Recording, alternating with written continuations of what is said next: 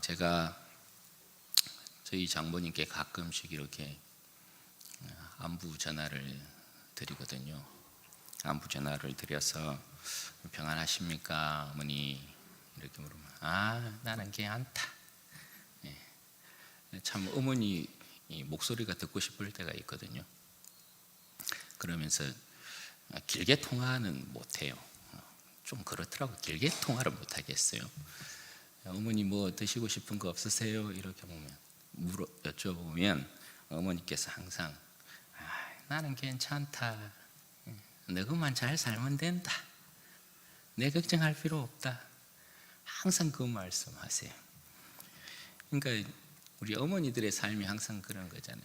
늘 자신보다는 자녀들 걱정, 늘 자신보다는 자녀들이 더 잘 되기를 바라시는 그런 모습.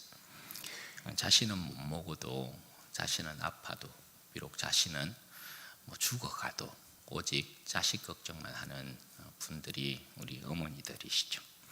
어머니의 사랑을 결코 이길 수 없는 이유가 여기에 있다고 봅니다. 오늘 본문의 말씀도 이제 그런 것입니다. 우리 주님 자신의 죽음을 앞두고서도 예루살렘에 대한 걱정밖에 안 하고 계신 그런 모습을 오늘 우리 본문에서는 말씀해 주고 있습니다. 여러분, 지난 시간에 우리가 살펴보았듯이 많은 사람들이 주님을 떠나가고 예루살렘으로 올라가는 주님의 이 행차가 굉장히 볼품없게 되었습니다. 따라서 어떤 사람이 왕의 초라한 그 행차를 보고 주님 구원받는 사람이 적습니까? 그렇게 질문을 했던 것을 우리가 보았지요.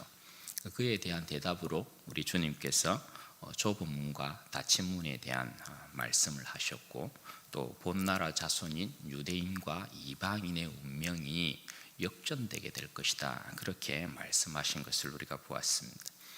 그 흐름에 오늘 본문 말씀이 이어지고 있는 것인데요, 31절 말씀을 한번 보십시오. 곧 그때에 어떤 바리새인들이 나와서 이르되 나가서 여기를 떠나소서 헤롯이 당신을 죽이고자 하나이다. 여러분, 주님의 교훈이 끝나자마자 어떤 바리새인들이 예수님께 소식을 전하는데 헤롯이 당신을 죽이려고 하니까 속히 떠나셔라, 그렇게 말을 하고 있습니다. 여러분, 바리새인이 들고 온 이 소식에 대해서 예수님을 지금까지 따랐던 무리들 가운데 분명히 반응이 있었을 것입니다. 두 가지 정도로 추측해 볼 수 있죠. 하나는 헤롯의 칼이 무서워서 정말 내팽겨친 그런 사람들이 있었을 것이고, 두 번째는 예수님께서 말씀하신 바가 바로 이런 것이구나 라고 생각하고 더욱 예수님을 죽기로 따르기로 각오한 사람들이 있었을 것입니다. 여러분, 첫 번째 이 부류의 사람들, 첫 번째 보편적으로 그럴 수밖에 없는 첫 번째 선택은 그러니까 쉬운 선택이라고 할 수 있고, 두 번째 선택은 굉장히 어려운 것입니다.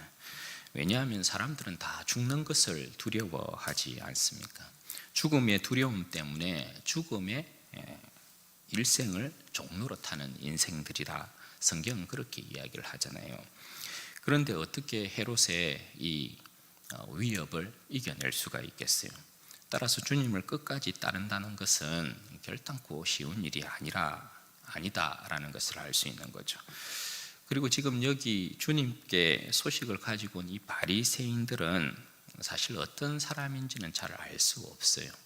예수님을 정말 위한 사람일 수도 있고, 예수님에 대한 경계로 헤롯이 당신을 죽이고자 합니다, 이렇게 소식을 가지고 온 것일 수도 있습니다.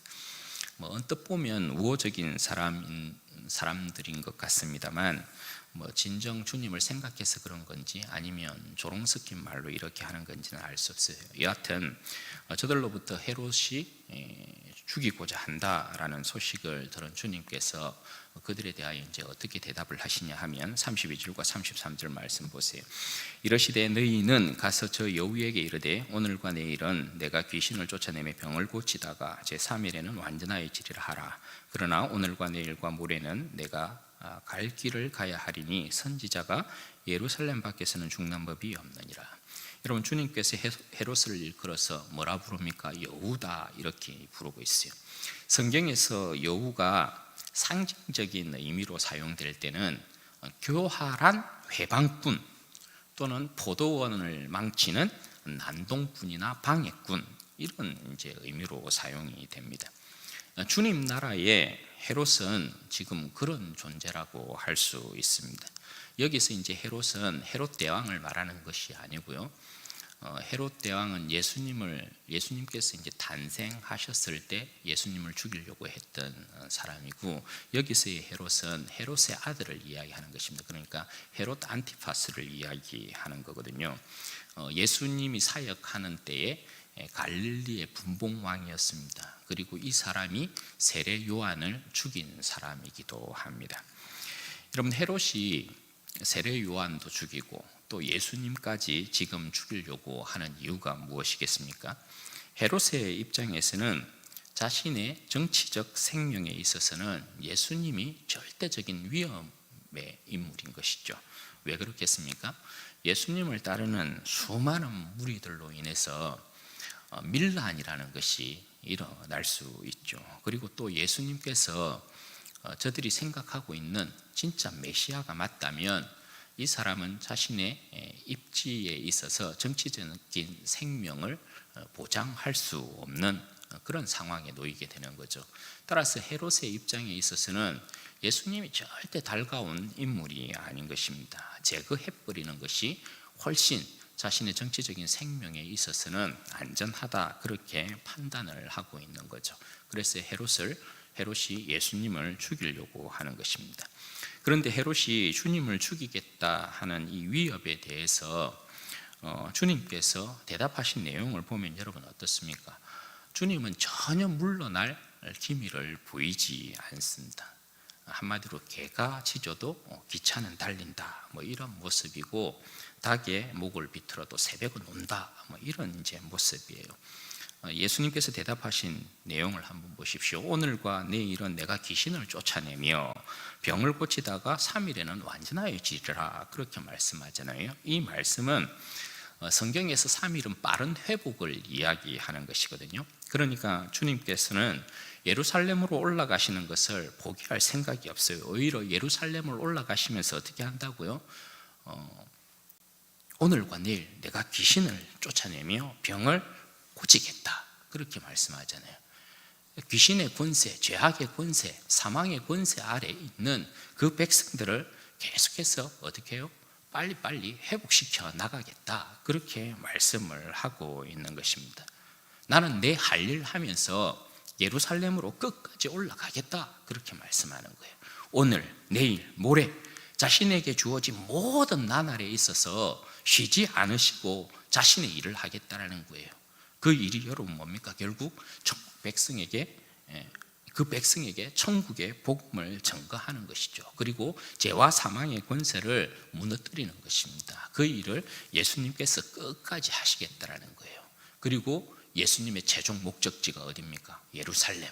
거기에 도달하겠다. 그리고 거기에서 어떻게 해요? 내가 내 죽음을 받아들이겠다, 그렇게 말씀하고 계신 겁니다. 여러분, 왜 예수님께서 예루살렘에서 죽으시겠다, 그렇게 말씀하시는 걸까요? 여기에 보면 예루살렘으로 예수님께서 이렇게 올라가셔서 거기서 죽겠다, 이렇게 표현하고 계시잖아요. 왜냐하면 선지자는 예루살렘 밖에서 죽는 법이 없으니까. 여러분, 이 말씀은 뭐냐면 예수님께서, 하나님께서 보내신 그 백성의 마지막 선지자다, 그것을 말씀하고 계신 것입니다. 선지자가 예루살렘 밖에서 죽는 법이 없다, 이렇게 말씀하시는 이유는 예루살렘이 하나님께서 지상에 세운 하나님의 도성이기 때문에 그런 것입니다. 이 말씀은 달리 표현하자면 종주권 언약에 있어서는 하나님께서 이스라엘은 하나님을 섬기는 백성이잖아요. 그러니까 종들이란 말입니다. 주인을 섬겨야 돼요. 종주권 언약에 있어서 이 예루살렘은 이스라엘의 수도인 것이거든요. 그러니까 하나님을 온전히 섬겨야 된단 말입니다. 이 백성들은 예를 들어서 우리나라가 일본을 속국으로 두었다고 할 때에 일본이 우리를 배신해요. 그러면 우리 왕이 일본 어디에다가 대사를 보내겠습니까? 도쿄에다가 보낸단 말이죠. 그 나라의 수도에 대사를 보내는 것입니다. 그래서 왕이 경고하는 거죠. 돌아오너라. 안 그러면 너희들 멸하겠다. 수도로 보낸단 말입니다. 예루살렘이 그와 같은 곳이란 말이죠, 지금. 그러니까 만약에 본국에서 대사를 이렇게 보내서 그 대사를 그 나라에서 환영하고 그 대사의 말을 듣고 돌이키면 대사는 어때요? 대사는 본국에서 보낸 왕과 같은 대접을 받는 거예요. 그런데 예를 들어서 대사를 파송했는데 대사를 영접한 그 나라에서 우리는 다시는 당신을 섬기지 않겠노라. 그럼 어떻게 되는 거예요? 대사는 목이 간당간당하는 것입니다. 그리고 심지어 우리는 일사각오로 당신들과 싸우겠다. 그럼 어떻게 합니까? 대사의 목을 쳐서 본국으로 보내버리는 거예요.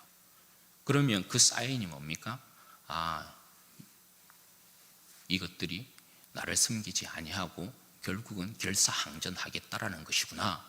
그런 완전한 사인이 되는 거죠. 그와 같은 이제 이야기를 하고 있는 것입니다. 주님은 이미 알고 계세요. 하나님께서 자신을 마지막 선지자로 본국의 대사로 이렇게 이제 보내셨단 말이죠. 그런데 이들이 예수님을 영접하지 아니할 것을 알아요. 자신을 죽이겠다라는 것을 알고 있습니다. 그래서 예수님께서 지금 말씀하시는 내용이 뭐예요? 내가 예루살렘에서 죽겠다. 그렇게 말씀을 하고 계신 것입니다. 그리고서 이제 예수님께서 예루살렘의 운명을 두고 단식하는 내용이 34절과 35절에 기록되어 있는데요. 34절 말씀 보십시오. 예루살렘아 예루살렘아 선지자들을 죽이고 내게 파송된 자들을 돌로 치는 자여, 암탉이 제 새끼를 날개 아래 모음같이 내가 너희의 자녀를 모으려 한 일이 몇 번이냐. 그러나 너희가 원하지 아니하였도다. 예루살렘아 예루살렘아. 주님께서 두 번 이렇게 부르고 계시죠. 예루살렘을 두 번 이렇게 연이어 부르시는 이유는 예수님이 예루살렘에 대한 단식과 슬픔이 굉장히 크다라는 것을 말씀해 주고 있는 거죠. 왜냐하면 두 번은 강조잖아요, 그죠? 그러니까 예루살렘에 대한 주님의 단식과 슬픔이 굉장히 이제 깊어요. 그 이유가 여러분 뭡니까? 자고로 여러분, 예루살렘은 하나님의 도성이잖아요. 하나님께서 그 보좌를 두신 곳이 예루살렘이란 말이죠. 시편 48편에 보면 예루살렘에 대하여서 어떻게 찬양합니까? 터가 높고 아름다워서 온 세상의 기쁨과 영광이 되는 곳이 예루살렘이다. 그렇게 이야기를 한다고요. 평강의 왕께서 무궁함으로 다스리시고 예루살렘으로부터 하나님의 말씀이 흘러나와요. 그 율법에 따라서 백성들이 행하고 주님의 통치가 예루살렘으로부터 온 세상에 임하게 돼요. 왕의 도성인 예루살렘이 가진 영광은 세상의 그 어떠한 나라, 도시와도 비교할 수 없는 거예요. 그만큼 예루살렘은 왕의 도성으로서 굉장히 아름답고 영광스러운 곳이에요. 그랬던 예루살렘이 그들의 대주제이시자 왕 중의 왕이신 대왕이신 황제 중의 황제이신 하나님을 배신합니다. 그럼 여러분, 하나님의 입장에서는 어떻게 하겠어요? 이들이 배신했으니까 멸하면 끝나는 거예요, 그대로. 그런데 그럼에도 불구하고 왕이신 하나님께서 어떻게 하십니까? 그의 자비와 그의 인자 끊임없이 저들에게 베푸십니다. 저들을 바로 진멸하지 아니하고 그 종들을 부지런히 그 백성에게 보내는 거예요. 그의 대사들을 부지런히 그 백성들에게 보내는 것입니다.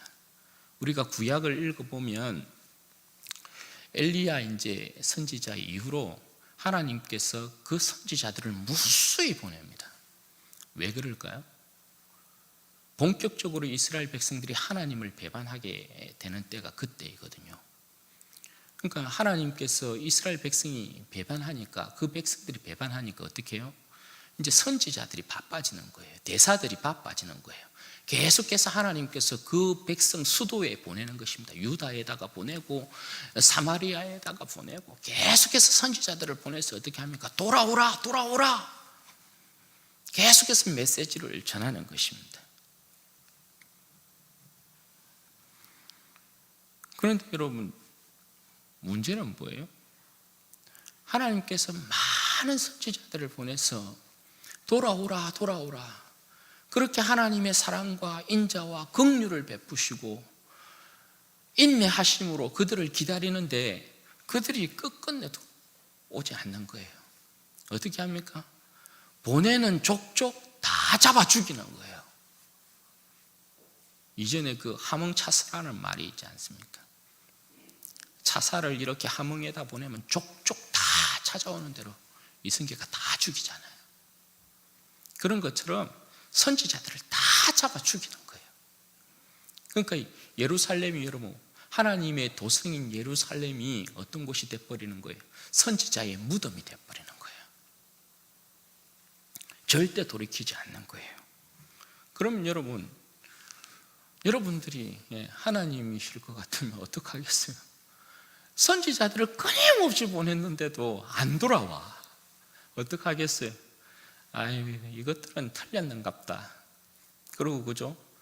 그냥 끝장낼 수 있잖아요. 그런데 우리 하나님은 어떻게 하십니까? 하나님의 사랑이 이 백성을 포기를 못하는 거예요. 그래서 마지막으로 하나님께서 어떻게 해요? 그 아들을 대사로 보내는 거예요. 이것들이 그래도 내 아들의 이야기는 듣겠지, 아들의 말은 듣겠지, 아들은 나를 영접하는 것처럼 영접하겠지. 하나님의 사랑이 그 백성을 포기하지 못하고 하나님의 독생자이신 아들을 보냅니다. 이 땅 가운데 아들을 보낸다고요. 그래서 여러분, 아들을 통해서 전하는 메시지가 뭐예요? 죄에서부터 돌이키라는 거죠. 나에게 돌아오너라. 그렇게 아들을 이 땅 가운데 보내셨어요. 하나님 편에서는 그 백성에 대한 마지막 일말의 기대라고 할 수 있는 거죠. 그런데 여러분, 이 기대가 무참히 깨지는 것이죠.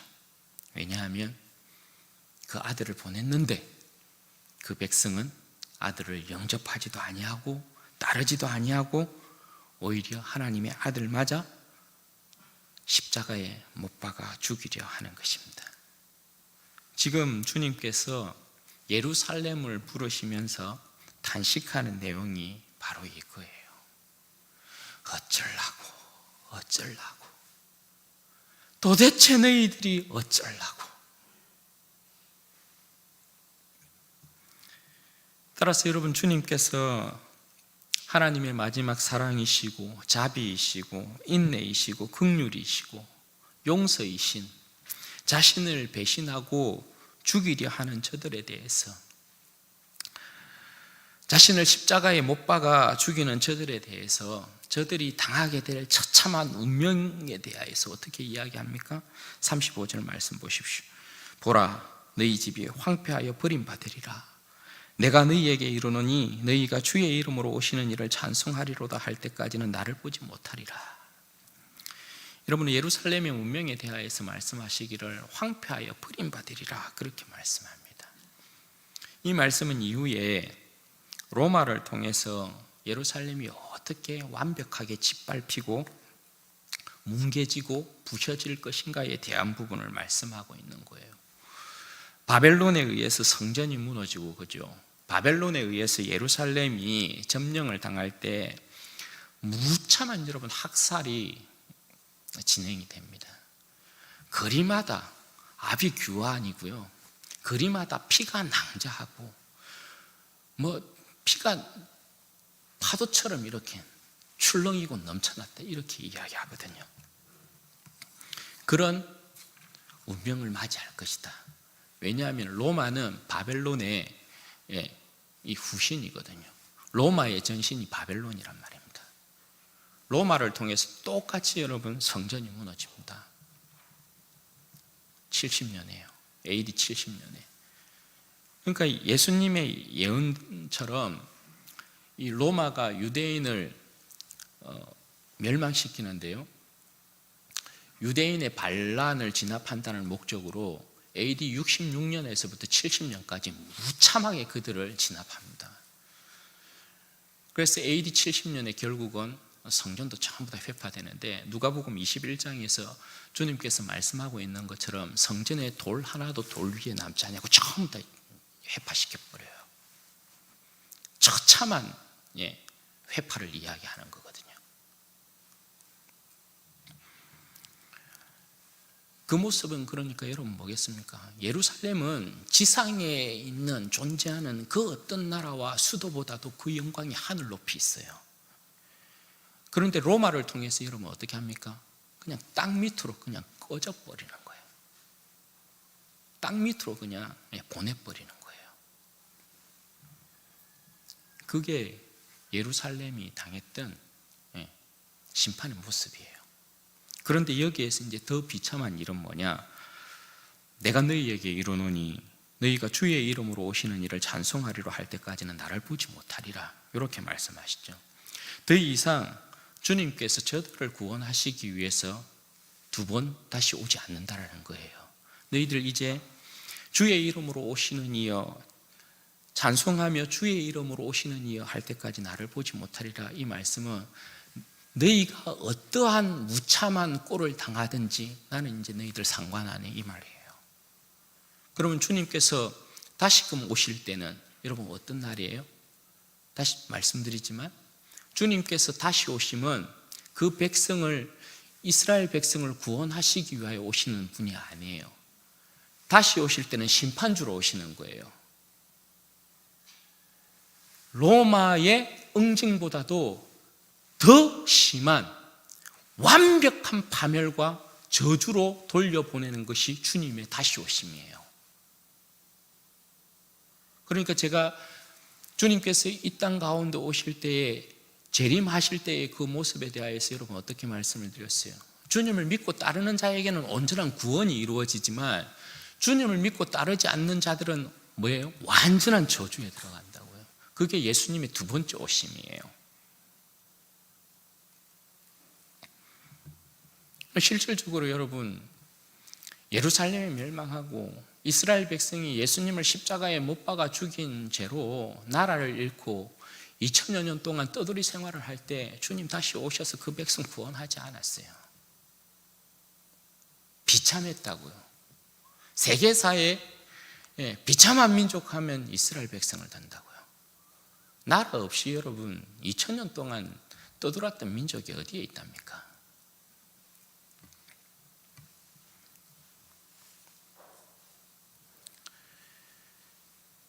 그게 이스라엘 백성의 운명이었어요.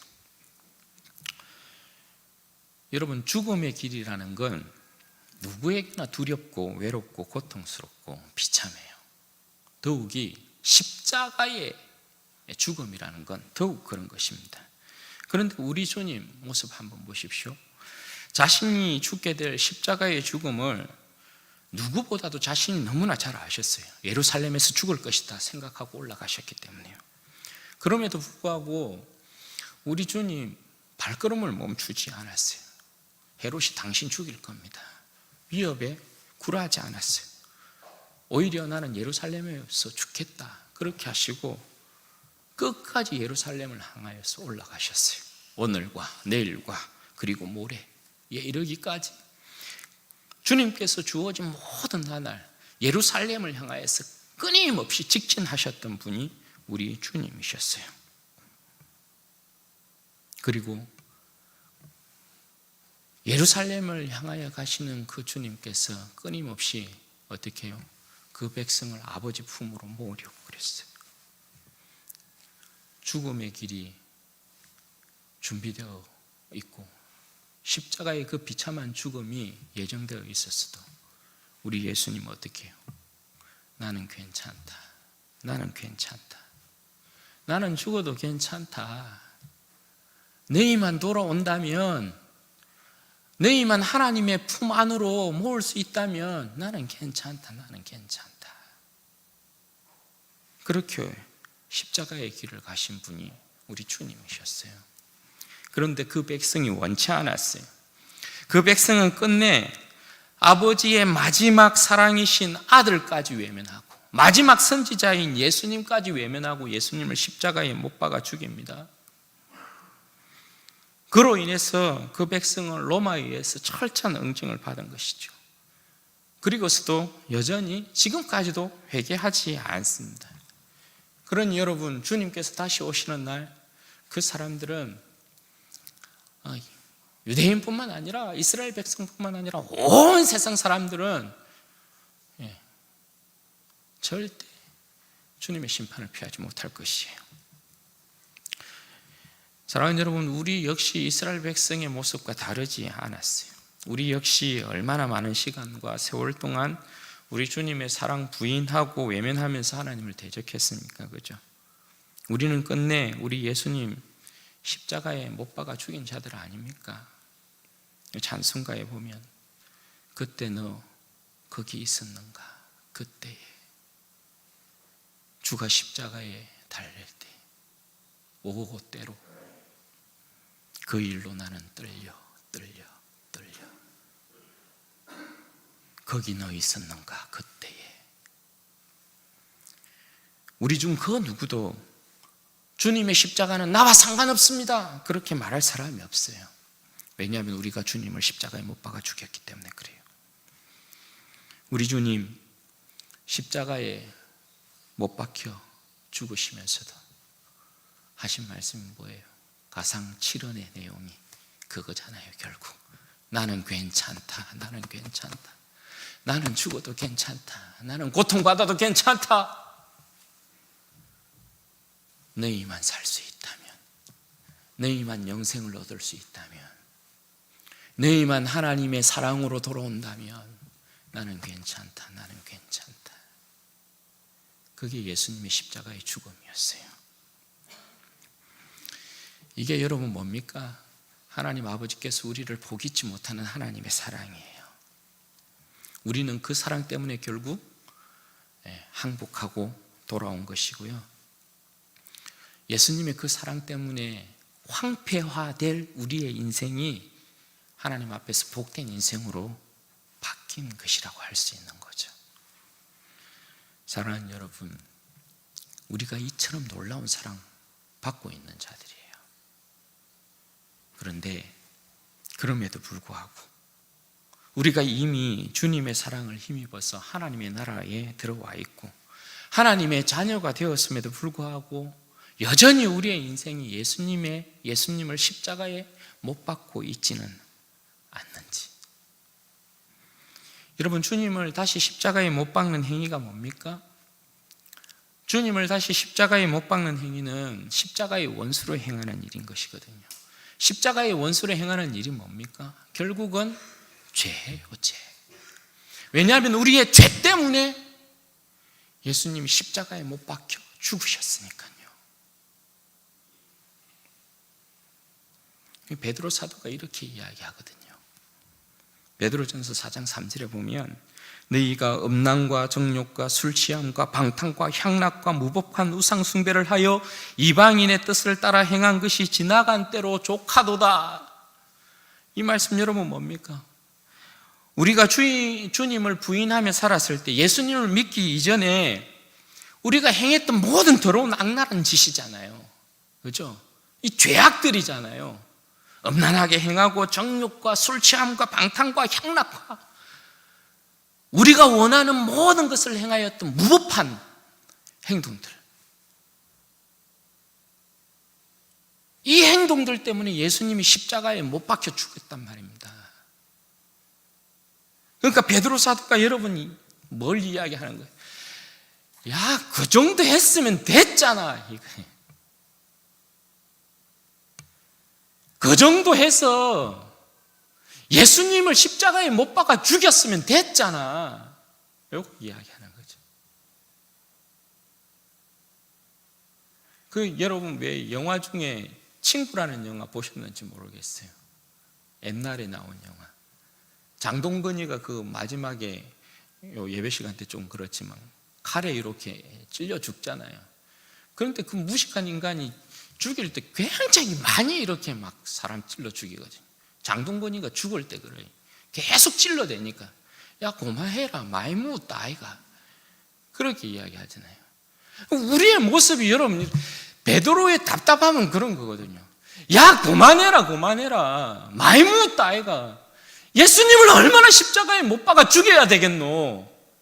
니 그 무법한 행실로 예수님 죽여놔 놓고 여전히 예수님을 믿고 있으면서도 그런 짓 행하는 거, 그러면 안 된다. 지나간 때가 족하다. 지금 지나간 때로 족하다. 충분히 예수님 십자가에 못 박아 죽였다 너. 그러면 안 된다 더 이상.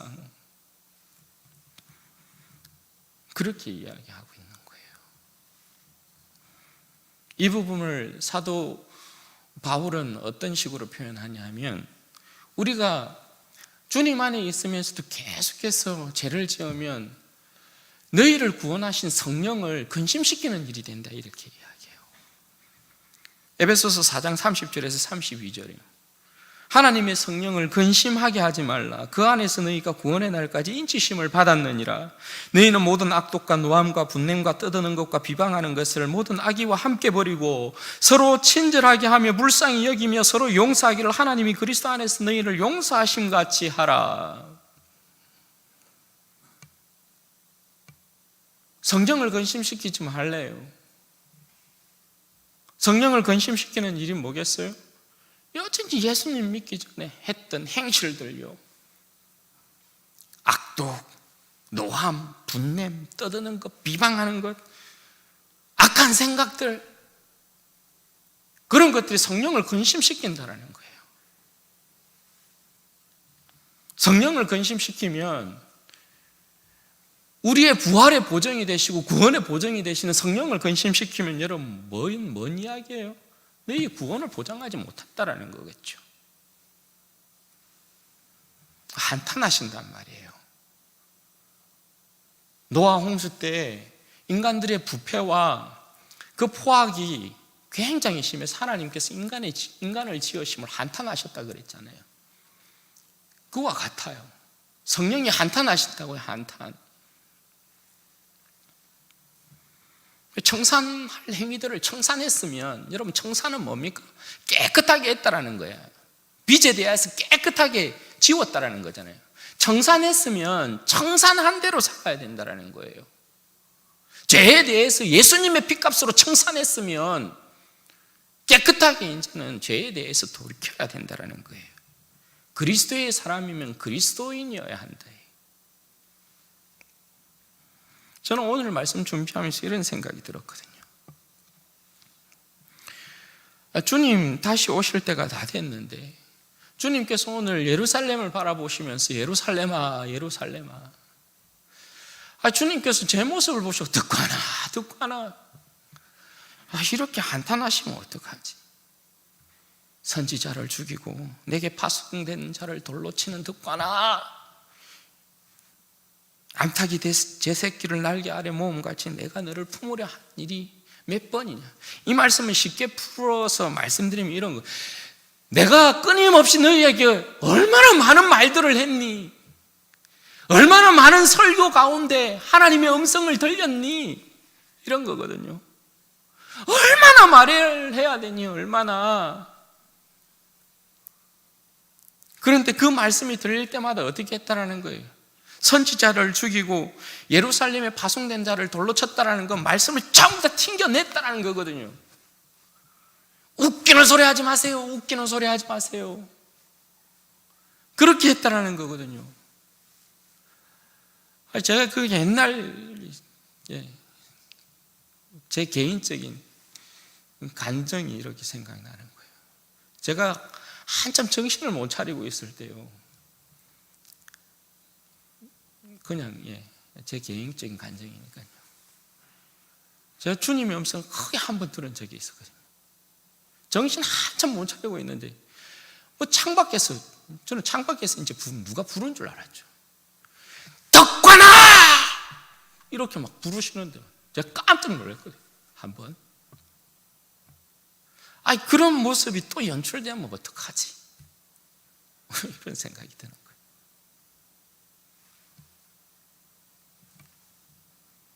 정신 차리라고.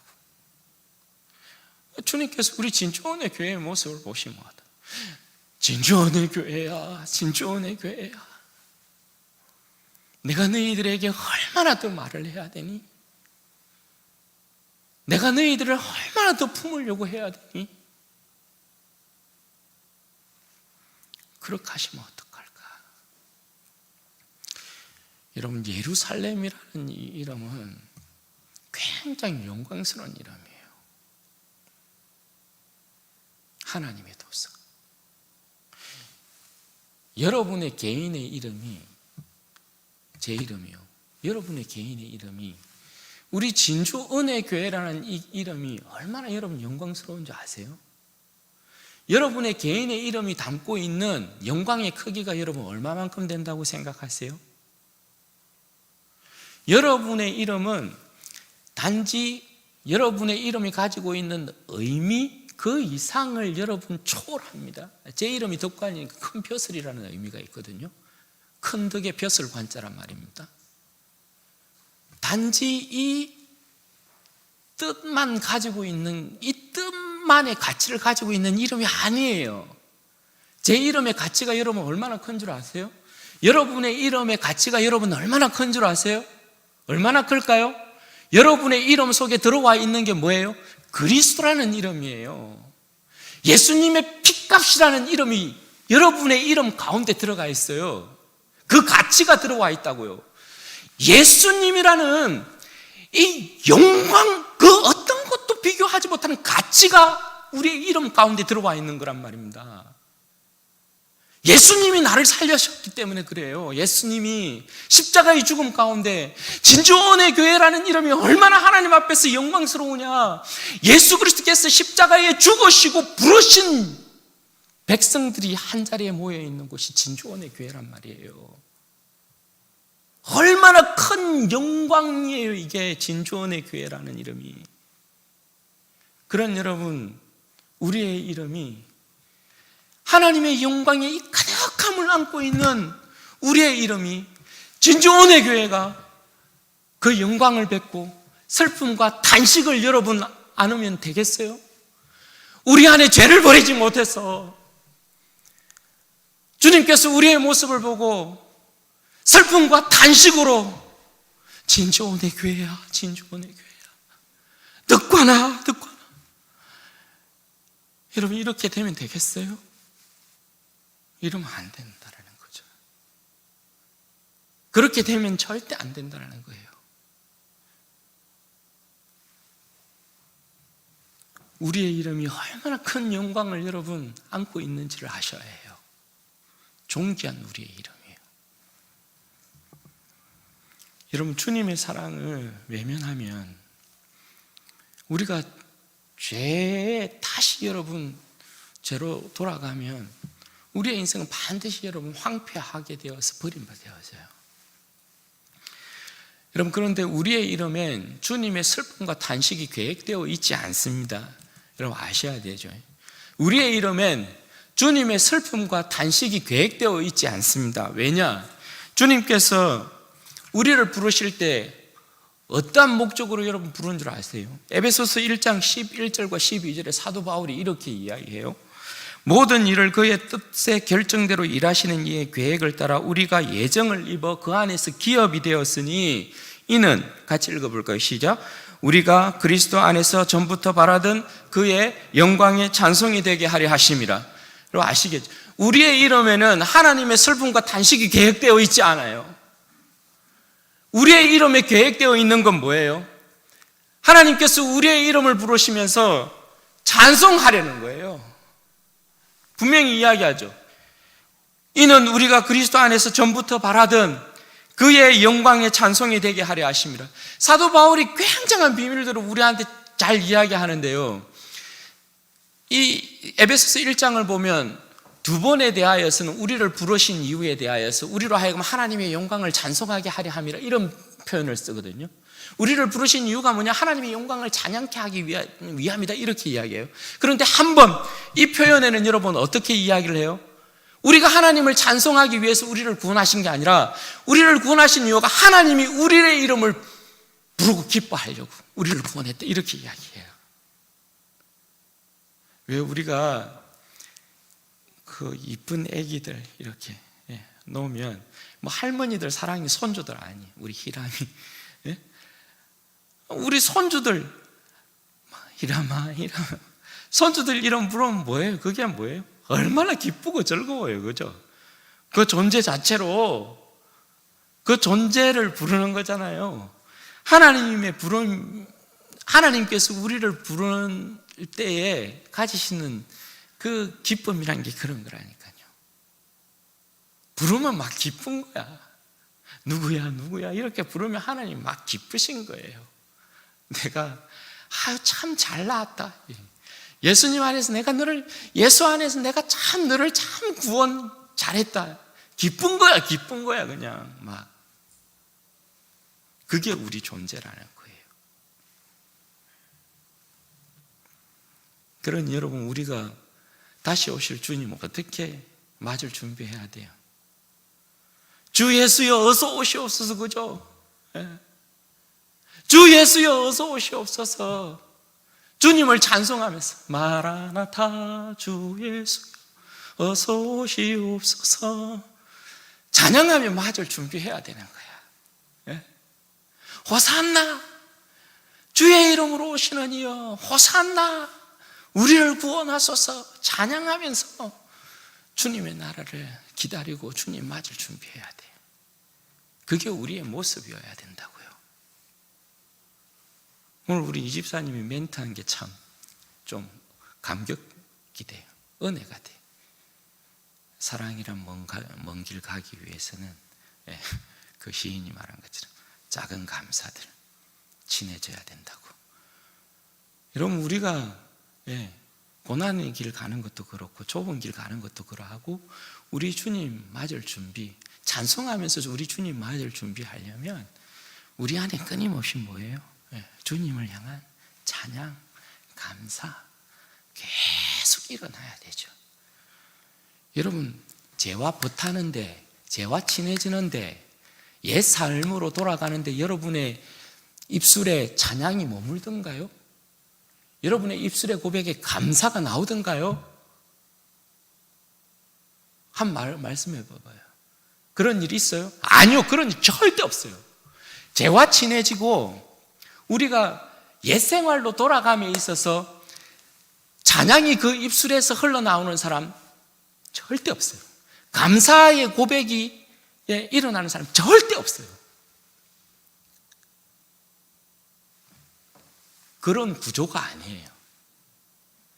찬양과 감사라는 건 하나님 앞에서의 은혜를 구하는 사람들, 깨어있는 사람들, 주님의 나라를 바라는 사람들, 주님과 가까이 하는 자들에게만 주는 신령한 복이에요. 신령한 복. 여러분, 그걸 놓치지 말자고요. 우리의 삶 가운데 그걸 잃어버리지 말자고요. 그래서 우리 사랑하는 성도들이 우리 주 예수 그리스도께서 십자가의 죽으심 가운데 여러분들을 주님의 품 안으로 불렀어요. 주님 품 밖에 있으면 절대 안 됩니다. 세상의 차가운 바람, 비바람 절대 이겨낼 수 없어요. 죄의 유혹 절대 이겨낼 수 없어요. 주님 품 안에 머물러야 해요. 어떤 일이 있어도 주님의 품 안에 머물러야 해요. 주님 품 안에 머물면서 주님 앞에 작은 감사와 우리의 입술에 찬양들을 하나님 앞에 올려드리고, 그러면서 우리 주님의 나라를 소망하고 내가 주님께로 점점 가까이 가고 있는 모습이든지 주님의 나라가 우리 가운데 점점 가까이 오고 있는 모습이든지 간에 어떠한 모습이든지 간에 우리의 삶이 지금 내 삶이 오늘과 내일 모레 하나님을 향한 감사, 하나님을 향한 찬양으로 가득 채워서 주님 맞이할 때에 주님께서 우리를 주님의 품에 이렇게 딱 안으실 때 착하고 충성된 종아, 그렇게 칭찬받으시는 우리 모든 진주원의 교회 성도들 되시기를 주님의 이름으로 축원드립니다. 같이 한번 기도하도록 하겠습니다. 여러분 이런 시간에 기도할 때 그렇게 기도하십시다. 제가 예수 그리스도의 십자가의 그 큰 은혜 가운데 하나님의 품 안에 들어와 있는 복된 인생이 되었습니다. 제 이름이 우리 주님 앞에 영광의 찬송인 줄로 믿습니다. 하나님, 제가 혹 죄와 붙하고 있다면, 주님을 향한 감사와 찬양을 잃어버리고 세상에 뛰어들고 있다면, 옛 죄를 청산하지 못하고 있다면 하나님 청산하게 하시고, 영광을 뵙고 슬픔과 단식을 안는 이름이 아니라 정말 주님 앞에서의 온전한 영광이 되어지는 그러한 제 이름 되찾을 수 있도록 하나님 복을 주시고, 제 믿음이 주님 앞에서 그렇게 설 수 있도록 복을 주옵소서. 같이 한번 기도하겠습니다.